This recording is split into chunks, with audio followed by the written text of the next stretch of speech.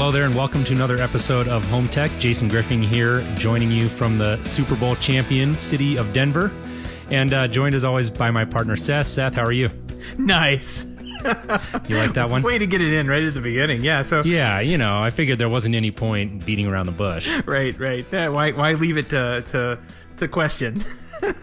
Exactly.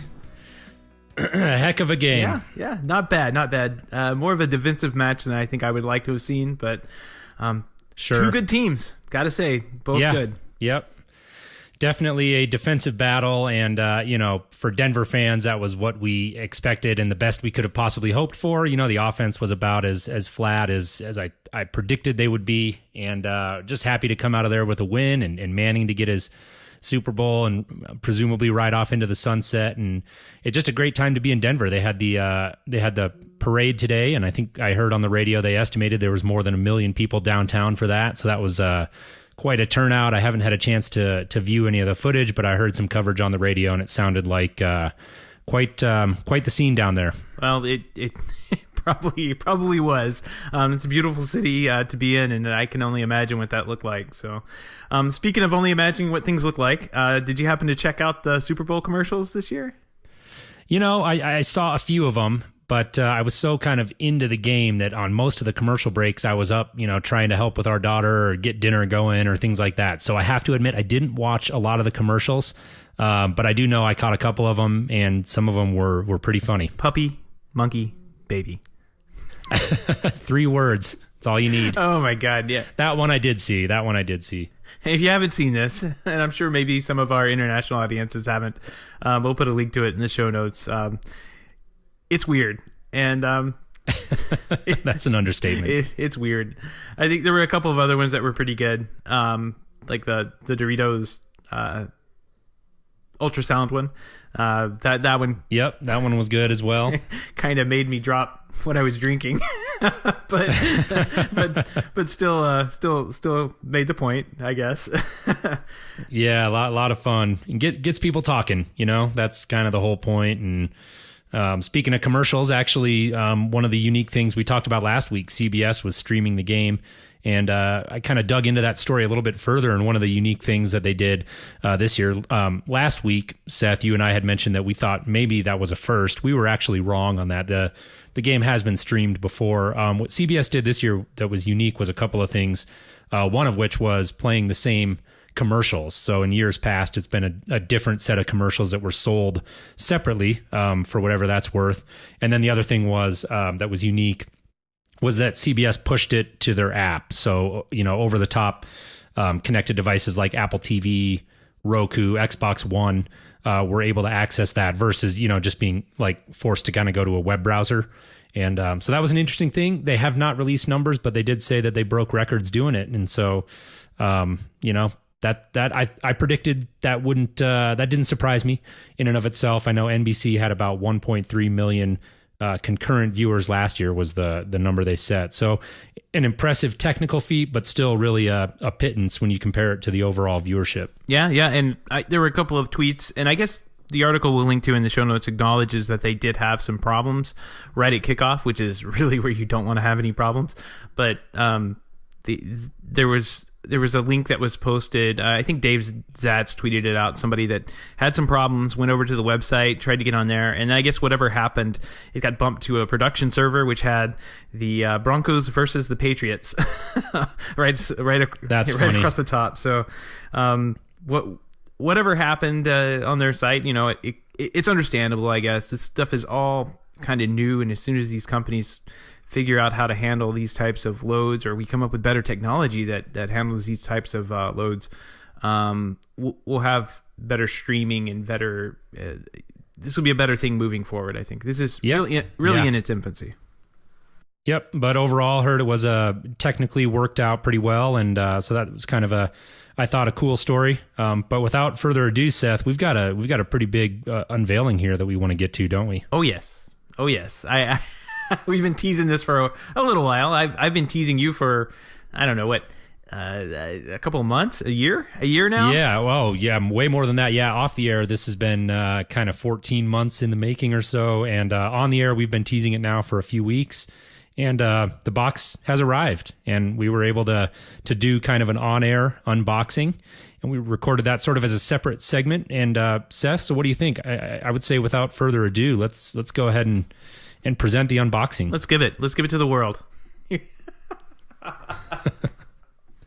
I'm gonna record you setting this up. All right. Yep. All right. So you got the app loaded?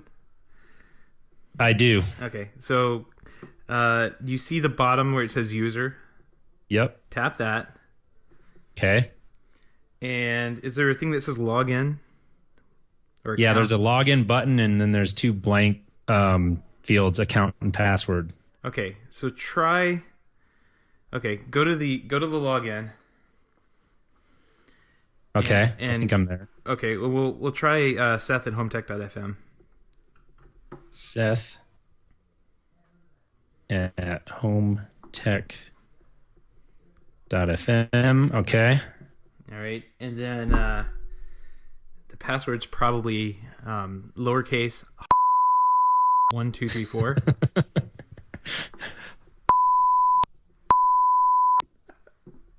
One, two, three, four.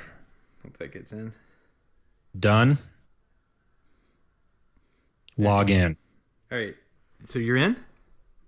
Account or password not correct. Ah, crap. I've done this so long ago, I don't remember what it was. Let's see. Try this. This would suck if it doesn't work. The account is HomeTech, and the password was 1 2 3 4. Let's. All right, so just HomeTech. Yeah, that was it. And then B 1 2 3 4. There you go.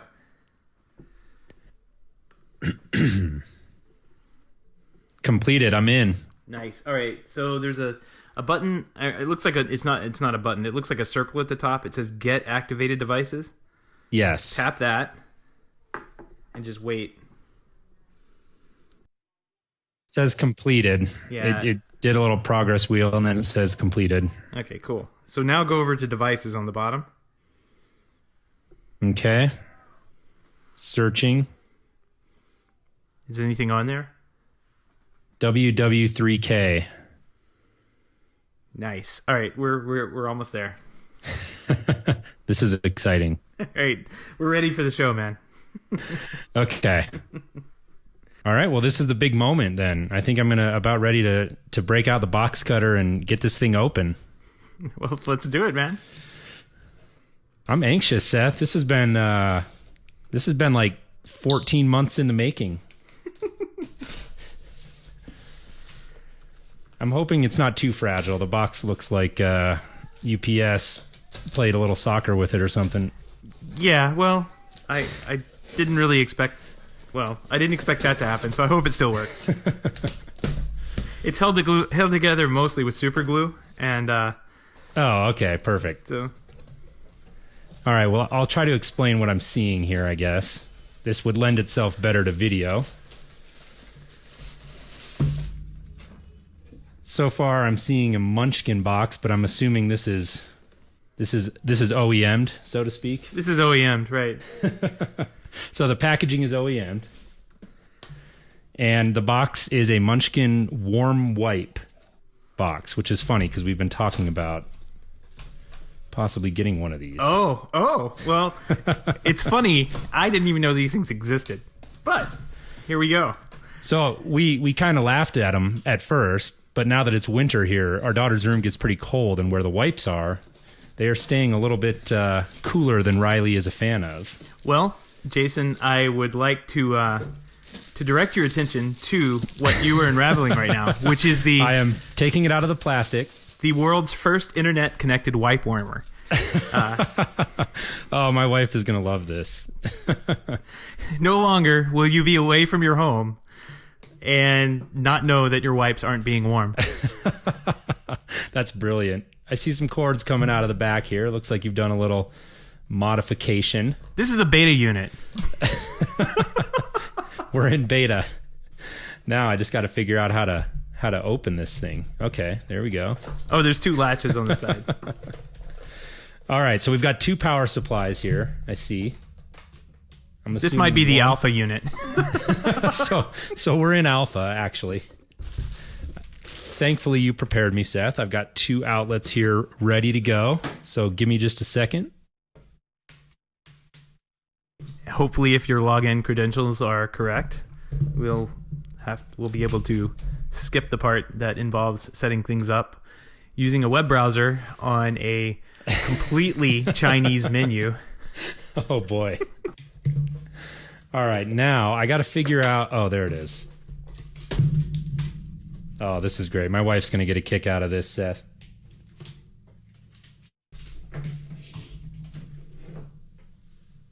All right, we are powered up. Now I'm going back to the app, presumably. Yep, go back to the app. Do you have a blue light on the back? Well, let's have a look. Oh, you do? I do. All right, Jason. Are you ready for this? From Sarasota, Florida. From Sarasota, Florida to Denver, Colorado. I'm ready. I'm going to warm your wipes right now. All right, it's loading. I just saw it come up, but I hit the back button by accident. This is what happens on these live demos. We're not quite as prepared as Steve Jobs, but right. I think it's still important. Well, like you said, we're in alpha.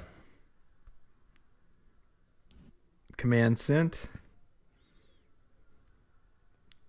It's not saying it's turning on. Oh, it just turned on. There we go. Yes! It works. Bravo. Bravo, turn it off. Seth. Oh, man. That is brilliant. So there's a website that I'll direct your attention to. And I'm gonna send you the website separately, so you can get to it. I'm gonna put it in the little chat robot thing. There you go. If you're listening and you're curious and you want to learn more, head on over to wipewarmer3000.com, and that'll forward you on to what this thing looks like. That's awesome. And you know what's great is you actually just put that into the hub. Oh, crap. Which, you know what? I kind of teased those guys and told them they might get an early look. So I think this is great. Look at that. You did a whole website. I gotta delete this. There we go. Oh, that's pretty good. That's pretty good. Awesome. Well, I'll tell you what, Seth, that was worth the wait. And like I said, my wife's going to get a real kick out of that. And you know what? It's actually, I'm not even joking, going to be, I think, fairly useful. So we'll put it through its paces here. I'll report back, and I will let you and our audience know about reliability. And, if you have maybe a place set up where I can do like bug reports and feature requests, that would be appreciated. Oh, no problem. That's going to be at wipewarmer3000.com/support. The Wipewarmer 3000. Oh, that's great. Yeah. So, there's also a Control4 driver, so I can send that over for you to I went through the little extra effort of integrating this with a popular control system. That's too much. That's too much. Well, I love it. I think it's great. It was worth the wait, and hopefully our audience gets a kick out of it as well. And we're gonna be like I said, putting this thing through its paces, Seth. I think we're actually gonna give this thing some use. Cool, man. All right. Well, with that, we'll continue on with the rest of our show. Awesome. Well done. So there you have it. The world's first internet connected wipe warmer. I'm pretty excited, Seth. And one thing I realized that I didn't do while we were recording that was read the verbiage on the website, which you have now moved over. Anybody listening can go check out more information about this revolutionary product at wipewarmer3000.com. And I think you did a great job with that website, Seth. Very modern looking. Appreciate your photography there. And I wanted to read the brief description that you came up with, because I thought that was pretty good and warranted an on-air read. So let me jump into that. The world's first internet-connected wipe warmer. Have you ever found yourself having to use cold wipes? Have you ever wondered, is there a better, warmer, more civilized, and most importantly, connected way to warm your wipes? The Wipe Warmer 3000 is everything you can imagine and more. With Wi-Fi connectivity, iOS and Android apps, and Control4 integration, you'll never be without warm wipes again. Bravo. You're gonna do the YouTube ad voiceover. I'm practicing my voice for like Kickstarter videos. Yeah. Well, hey, if there's enough demand, man, I'm going to Kickstarter with this thing. Well, let us know, that goes to you, our audience. Is there a demand for this thing? What do you think of Seth's idea? Was it worth the wait? Shoot us a tweet at HomeTech Podcast. We had a lot of fun doing that. And I actually do think this will be a device that I get a little bit of use out of. So I'd be curious to hear what our audience's take is on hashtag what's in the box. Hashtag WW3K. Oh, man. Awesome. Lots of fun. Yeah, definitely. Speaking of Twitter, we wanted to, in keeping with our tweet shout out this week, give mention to a particular tweet, and we wanted to actually kind of use this as a segue into one of the stories that we're going to talk about. And our tweet shout out was actually a mention from none other than at Crestron HQ, which is the main Twitter handle there of Crestron. And they were kind enough to put out a tweet linking to a blog post that I put out this week. And the blog post was about Crestron's departure from Cedia, which we're going to talk about here in a second. And their tweet was short and to the point and echoed the title of my blog post, which is Crestron left Cedia. Get over it.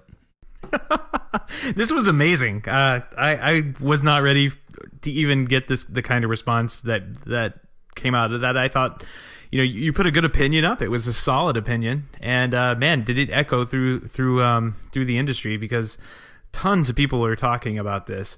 And to be retweeted straight from Crestron Electronics, verbatim. That's awesome, man. So congratulations. It was a good story. Yeah, it was I enjoyed writing it, and Crestron leaving Cedia, we're going to talk about it here, is obviously a big story. And so it certainly wasn't my intention to downplay it or say that it wasn't a big story, but my point was more that I believe very firmly that this doesn't change anything in terms of the overall kind of long-term trajectory of both organizations, that being, of course, Crestron and Cedia. They're just kind of two organizations that have grown a little divergent in terms of strategies in response to kind of what's going on in the home technology market. And I don't think the story's any bigger than that. They pulled out of Cedia, and the show will go on, and Crestron's going to continue to do their thing. Yeah, my initial thought when I first read this, I think over at CE Pro, Julie had an article that kind of dropped the bombshell, right? Yep. My first thought was, this was when I think of Crestron, and it even being in the residential, like, Crestron is a massive commercial company, and I've heard numbers as high as 80%. I've heard 85%.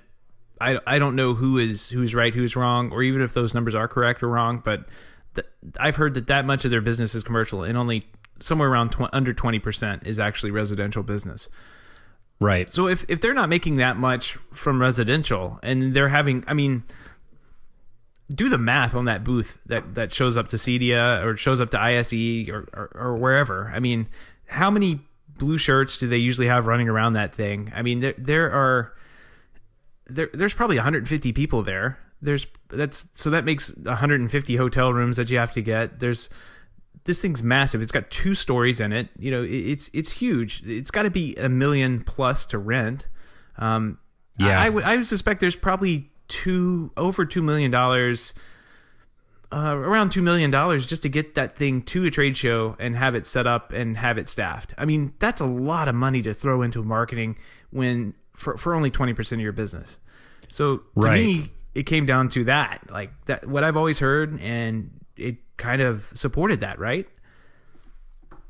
Yeah, definitely. I think that, my first thought when people bring up that number, and it's been pretty widely thrown around, I suspect it's that 20% resi, 80% commercial is probably a fairly accurate number.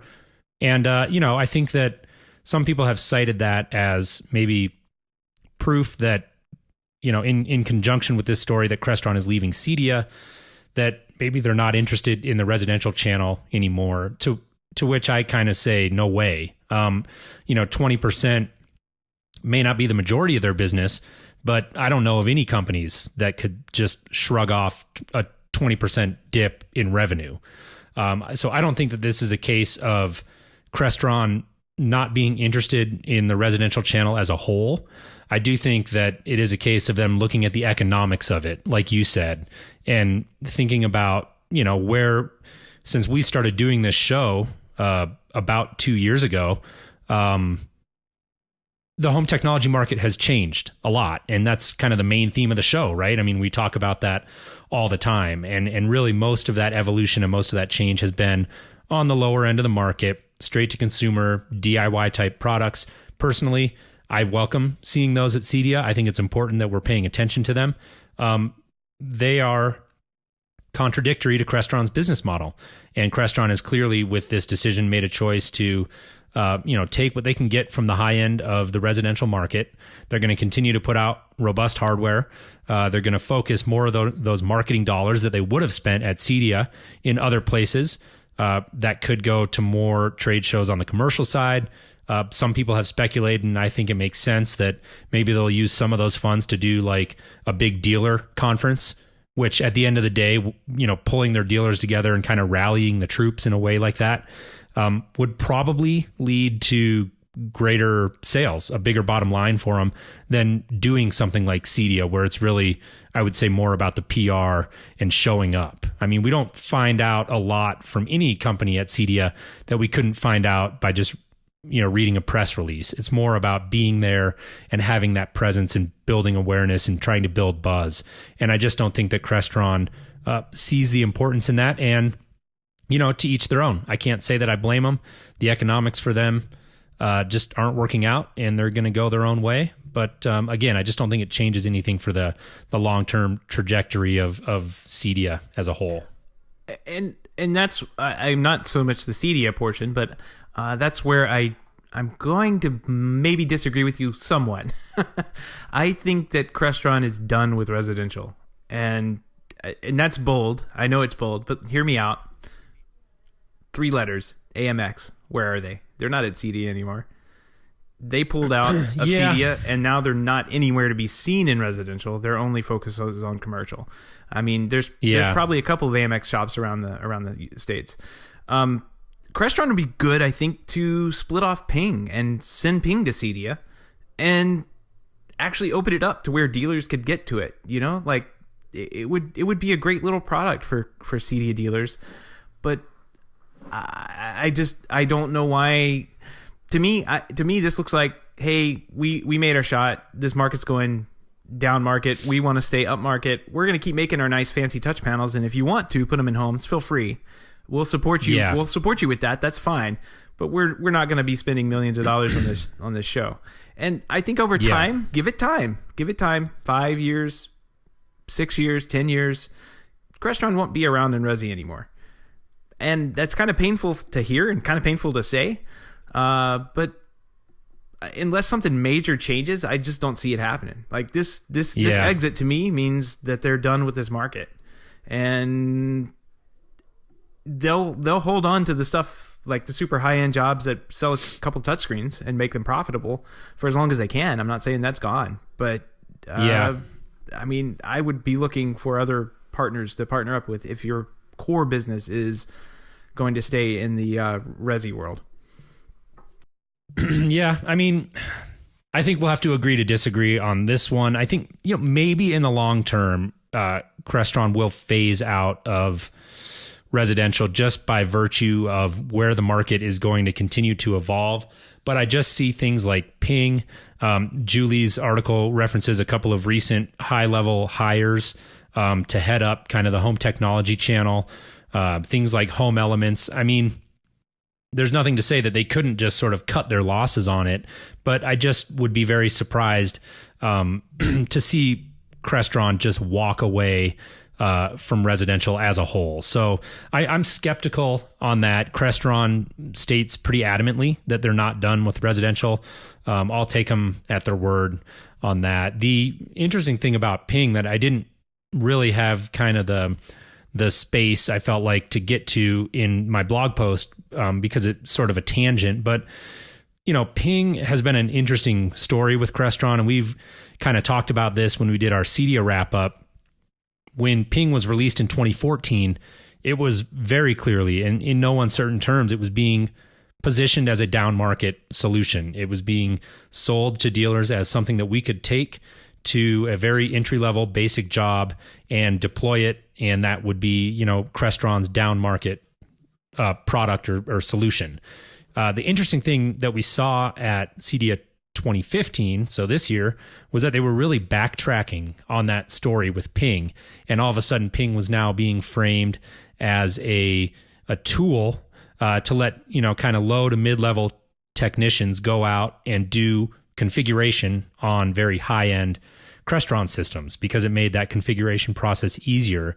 But the whole messaging around Ping really shifted, and I found that very odd.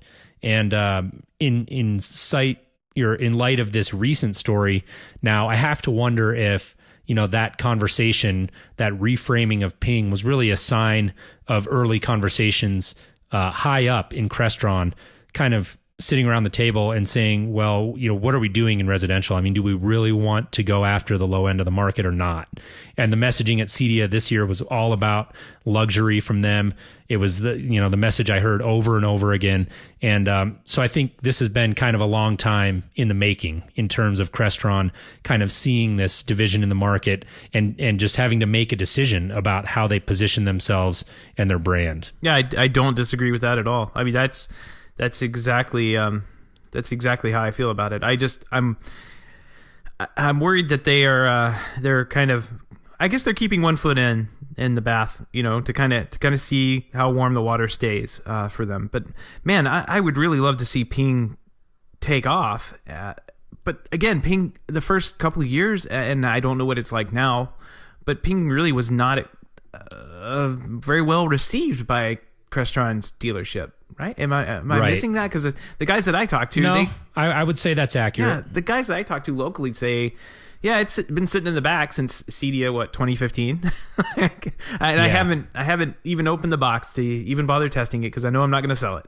And it's like, come on, like give it a shot. It's probably pretty good, and if you think about how that would help your business out, but they're focused on super high end, super luxury custom, and that little tiny product right there isn't going to fit into that. So I guess my frustration is that Crestron doesn't want to play in that market, but they have a pretty good product, or what looks to be a pretty good product, to get into that market. But it's their business, so I can understand it. Yeah, and I'll clarify my point to that end is that when I say that Crestron's not walking away from residential, I do think they are walking away from the low end of residential, i.e. Ping. I mean, I don't see Ping sticking around. It's interesting that you say maybe they spin it off. I think that's unlikely, but it's an interesting thought exercise nonetheless, right? But I think Crestron's going to stay relevant in that, that ultra high end, ultra luxury market. I worked out in Los Angeles for 7 years, and there are just homes out there that I worked on that, Crestron is really the only thing that fits the bill. And Crestron is going to continue to make products that will fit in that market. That market's not going to go away. It's just that ultra high-end market is going to, as an overall percentage of the total home technology market, is going to continue to become a smaller percentage as the bottom end really grows. And so I think CEDIA is making the right choice by focusing on that and by, welcoming kind of consumer products into the show. I think that's 100% the right choice by CEDIA. And I also, at the same time, like I said in the article, think it's Crestron's prerogative to disagree and go do their own thing. Yep. Well, it's more money for other companies like Control4 and Elan and Savant. I mean, they have been rushing for years to fill in the voids that Crestron has left in the market. Now Crestron seems to be leaving a much larger void for them. Right. And I know we're staying on this story for a while here, but the one thing I want to kind of wrap up with on this topic is that, you mentioned other companies, and I'm curious to get your thoughts on this, Seth, because some of the comments I read on CE Pro were mentioning that maybe this will pave the way for other companies to, pull up the stakes as well. And I just don't see that happening. And I'd be curious to get kind of your thoughts on it. I think other competitors are going to, if anything, look at this as an opportunity to kind of move into that physical space, that front and center space, but also in terms of their messaging and to try to engender further goodwill with their dealer base by kind of saying like, well, look at us, we actually care about the Resi channel, right? With the implication obviously being that Crestron doesn't. And so I'd be curious to get your thoughts on that, and then we can move on. Are you asking if they're going to pull up out of Cedia? I'm asking you if you think that this paves the way for other companies to say, well, Crestron's not going to the show, so we don't need to either. I'd have to wonder about that. Maybe some of the companies that are more commercial focused might do that, but to me, the other companies that are really probably partying over this pretty heavily are like Control4, Savant, Elan. Those companies will be front and center at the next right, Cedia, and they're going to have a pretty captive audience because Crestron dealers, I'm going to use a double negative, aren't not going to Cedia, right? Like they're going to show up, and they're going to be looking around, going, "Oh, look at all these cool toys." They're not.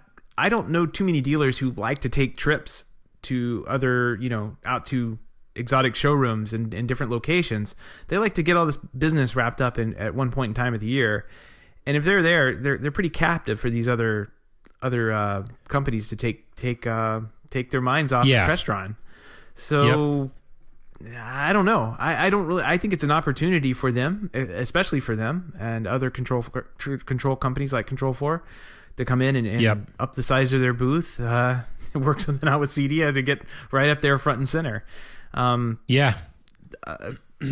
we agree on that, and to your point also about Crestron dealers, there was a few comments in the CE Pro article where people were kind of predicting that this would lead to sort of a sharp decline in overall attendance because there were the implication being that there were a significant amount of people who came to Cedia predicated, I guess, on the fact that Crestron would be there.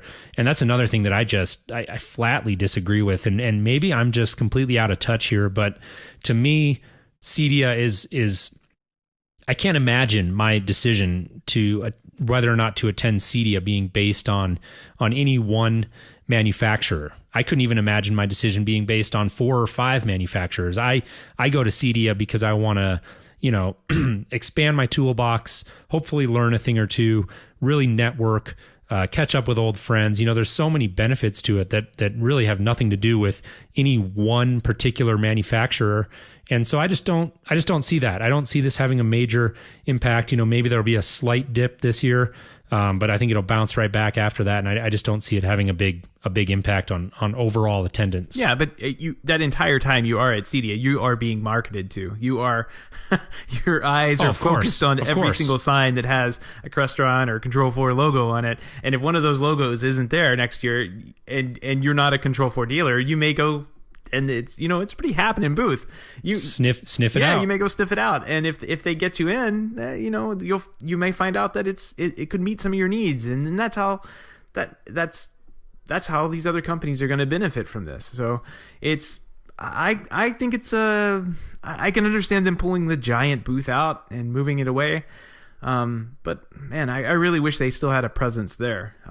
Just for that reason alone. Because they are a major player still in the industry. And maybe they're declining more than we know. I don't know. That's only for them to know. But, they definitely have a product that would appeal to a broader market. And, man, I just love to see that back at the show more often. To be clear on Julie's, article, it said that they weren't completely abandoning it. Like they could be back at Cedia someday, but this is them pulling away from it right now. So I don't know. We'll see what it works out. Let's see what happens. Yeah, fascinating story, no doubt. And I definitely wanted to give it a good chunk of time on tonight's show because I do think that it's a really important story. So again, my blog post wasn't to try and say that this wasn't important, but it was just that, again, overall, I don't think this changes anything for Cedia, and I don't think it changes a whole lot for Crestron either. It's just that the focus of the two organizations appears to have grown apart, and Crestron has decided to go their own way. But the show must go on, right, Seth? Absolutely, absolutely. Well, speaking of the show going on, let's talk a little bit about the other company, Control4. They had their earnings announcement, and they also came out with some pretty big news in the industry. I teased this a little bit last week, but didn't realize the timing of how all this was going to go down. Control4 bought PackEdge, which is a networking company that serves the CDM market, so to speak. Right. Yeah. Big story. And, I haven't had a lot of time to dive into this one. Been really chewing on some other things that have been going on in the news, but I've been looking forward to hearing your thoughts on it, Seth. I know we've talked about it a lot. You're a big Control4 guy. I don't have a ton of direct experience with PackEdge. Full disclosure, used their stuff a number of years ago. It's been probably 5 or 6 years, and just sort of had some mixed results, couple jobs where, who knows, it could have just been kind of gremlins in the network, but we just had a lot of disconnects and issues, particularly with OS 10 devices. And of course, this was a client who was like all Mac.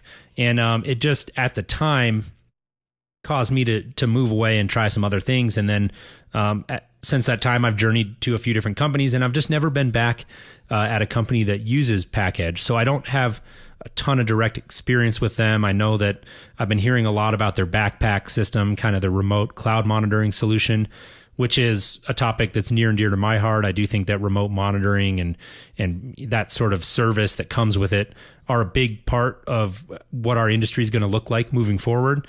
And so I've been intrigued to learn a little bit more about that. But other than that, I don't have a lot to say about PackEdge. I do think that Control4 is being aggressive right now, and the acquisition, I think, speaks to that. And so I'm, like I said, interested to hear your thoughts on it. Well, I actually have very similar experiences with PackEdge. I used it probably 5-6 years ago. Left it in the house running. A couple years later, the client's complaining of Wi-Fi drops. I pull the stuff out, put something else in, and haven't really gotten back to it. So I do know a lot of dealers have been using PackEdge in that time, and I've only heard some minor things here and there about wireless connectivity. It's funny you say, it was OS 10 devices that were giving me the problems. Like, OS 10 has been probably the worst software to actually connect wirelessly. I've even had problems on my own personal computer that are just infuriating, and it's all comes down to what turns out to probably be Apple not fixing their software. But you're good luck telling that to an Apple fan. Yeah. Right. Yeah, the dilemma of an integrator. Yeah, so that kind of speaks to it. Yep, exactly. And I mean, for a while there, I was in complete denial. It's got to be this stupid access point. Nope, it was the computer, and it was a software update that had to fix it, and I had to wait for Apple to get around to releasing it. Yay! So still a great computer, but I had to plug it in. So going back to PackEdge though, I think for Control4, like you said, they're being pretty aggressive. This is a pretty aggressive move on their part, but it kind of falls in line with what you have been saying. You spoke with Martin Plain about at Cedia. Right. They're looking to be an infrastructure company, and there's not very much more infrastructure that you can get than the home network. If Control4 owns basically what happens from the modem all the way to that last end point where the Zigbee device lives, they own the entire network and infrastructure of that house. And there's a lot that they could do with that much horsepower, that much sight into a house, I guess is what I'm trying to say. Yeah. Especially with the cloud-based network management backpack thing that PackEdge has and has been selling. I think it's a good move on their part, and I'm really interested to see how it plays out and how. I mean, what happens to the other partners that Control4 was using for networking, like Luxol and. Yeah. Well, I actually just looked tonight because we have been using Luxol, and we've actually been getting that through the Control4 portal. They have been selling Luxol, and we were kind of laughing before the show because it didn't take long. All the Luxol stuff is off of there. and all the pack edge stuff is up. So, I guess to Control4's credit, when they announce something, they're ready to move forward with it. And so that's all up and running. You can log into Control4 if you're a Control4 dealer now and buy the pack edge stuff. It looks to me like clearly this will be similar to what they did with Leaf, right? Because they acquired them, and there was no rebranding or rebadging or roll up of the product into a Control4 labeled box. It just maintained its Leaf branding, and it looks like pack edge is likely to do the same thing. I don't know what that says, but I do think it's interesting. And I think you're right on point. Is kind of speaks to Control4's desire to really be seen as an infrastructure company more than a company that makes gadgets for smart home control. And this is just another a move in that direction for Control4. Yeah. It's a good move. They also announced, we covered the EA controllers a little bit last week. Those what the coolest thing thought about those were those were shipping on the same day that they announced them. We didn't have to wait around 2 weeks for them. Which is an old industry joke. Right. I'm sure you get that right. one. It'll be available in 2 weeks, we promise. 2 weeks. Yep. Yeah. There's a bunch of integrators. Yeah, there's a bunch of integrators rolling their eyes right now. Yeah. But yeah, so I actually thought that was pretty clever on their part as to how quickly they shipped. I wasn't expecting that, but the day they announced it was the day you could actually send in an order. And I knew a couple guys that were like, we just bought HC800s, and they were sending them back for the new EAs. And I'm like, yep, that's pretty cool. That's a really cool thing. No, that is cool. I think it says something about a company that can get their ducks in a row. Doesn't have to come out with a lot of hype and fanfare and then, push the product back and push it back. They come out with the announcement. They build up the hype as much as they can in the press and start shipping that same day. And we just don't see that a lot in tech in general, really, not even just in our little niche of smart home professional integration. But I do think that it's a good thing. And like I said, they kind of had the same thing going with their pack edge announcement that was announced, and it was basically up and ready to go. Yep.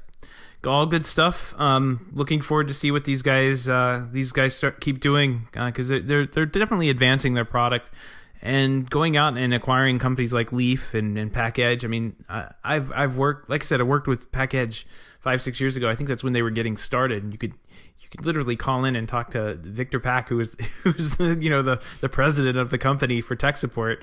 And now look at them. They've done a whole lot, and Control4 will have a pretty good team already assembled right there, that they'll be able to bring in and have part of a brain trust within the company. So I think that's a pretty cool thing. Yeah, definitely. Well, those are really the only two stories we wanted to talk about this week, because they were both very big stories, and we wanted to make sure that we gave them the time we felt they deserved. And also, Seth wanted to make sure we left plenty of time for the big box unveiling, which was a lot of fun. Well, I hope your wipes are warm, Jason. Yes, my daughter will thank you. Oh man, it's funny. I had no idea that those were even a thing. So I'm glad that they're useful. We've joked about it before, and it's funny. And now that it's cold here, we've talked about it again. But you were already on top of it. Be civilized, man. Come on.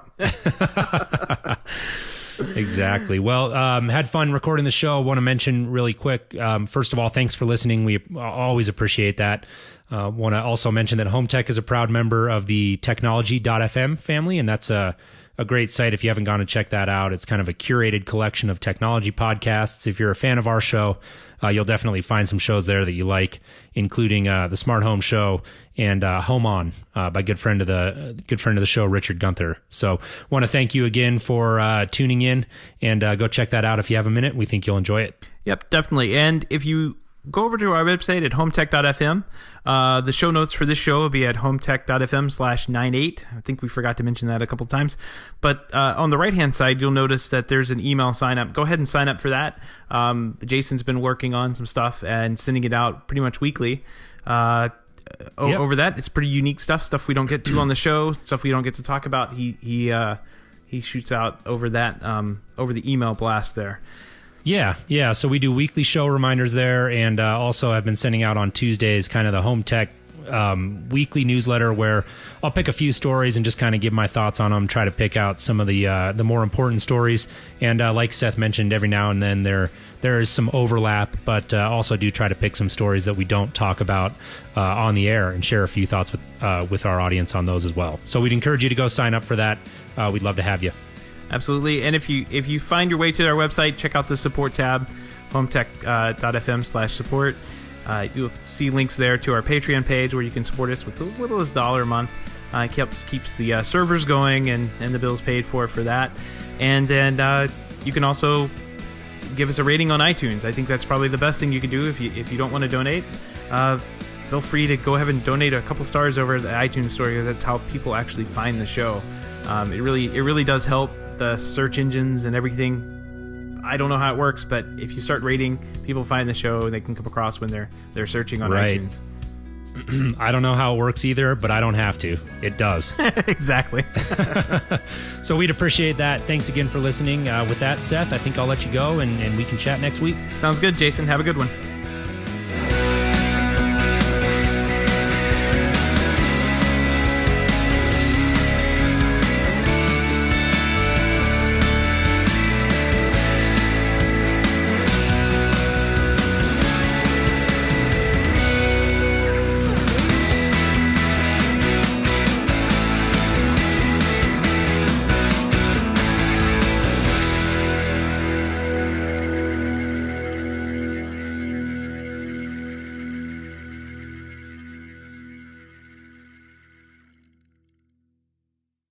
I'm off to warm some wipes.